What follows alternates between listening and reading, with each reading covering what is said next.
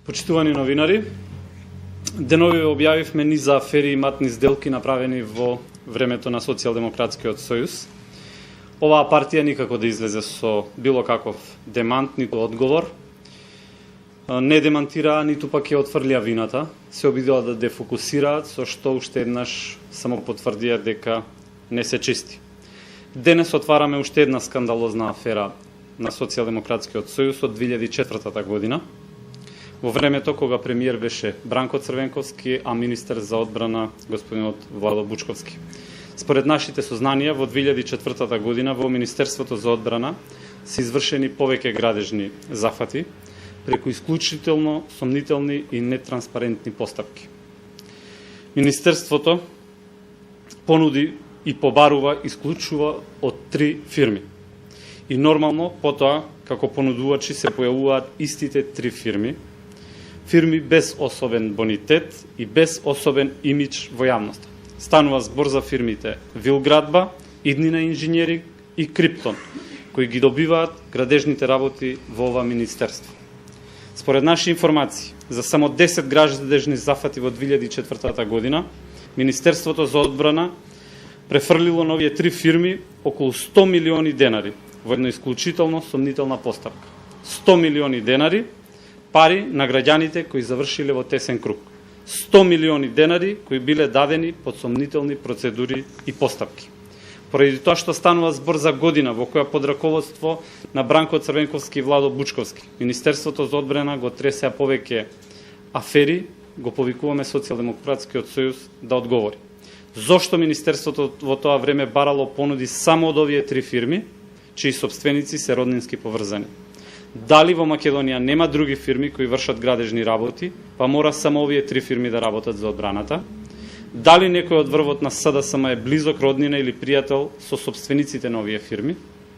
Дали собствениците на овие фирми се дел од финансиерите на Социјалдемократскиот сојуз? И конечно, дали овие фирми кои на нетранспарентен начин ги добиваат сделките од Црвенковски и Бучковски се основани од лица во роднински врски? Дали сделките се договорени во една позната скопска кафеана? Почитувани, Социјалдемократскиот сојуз мора да одговори пред граѓаните за овој голем скандал и да каже зошто на ваков неодговорен и коруптивен начин се трошени парите на граѓаните. Ги повикуваме да соберат храброст и да се произнесат.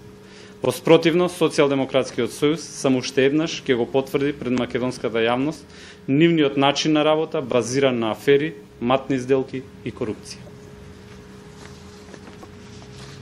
Дали имате некои прашања? Повелете. За ова што вие утврдувате е 4 години не најде ништо што никога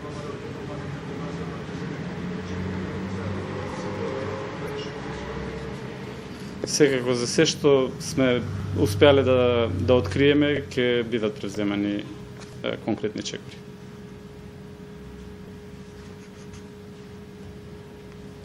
Доколку немате некое друго прашање во врска со денешното објавување или прогласување на така наречената здружена опозиција, би сакале само да споменеме, односно да подсетиме на неколку коментари кои што еден за друг си го рекоа познатите опозиционери. Значи, Бранко Црвенковски за Стојан Андов ки изјави дека Андов е смоквин лист во покривањето на срамота на Љупчо и Доста. Стојан Андов пак за Бранко Црвенковски на 1.4.2004 година ки изјави неговиот штаб му смисли слоган дека е државник. Каков државник? Тој е држалник, кој упорно бега од една фотелја во друга, а неговата политика е курс на пропаста на економијата на Македонија. Ѓорѓе Ровчанец за Тито Петковски на 16.10.2006 ки изјави: Тито Петковски секогаш бил втор ешалон на СДСМ и никогаш не може да биде лидер. А Тито Петковски пак за Бранко Црвенковски на 10.5.2006 година ки изјави: Црвенковски покажа дека ја смета СДСМ како негова приватна партија. Тој може да мести кој кого сака и да разрешува кога сака, но со тоа им удира шлаканица на членовите.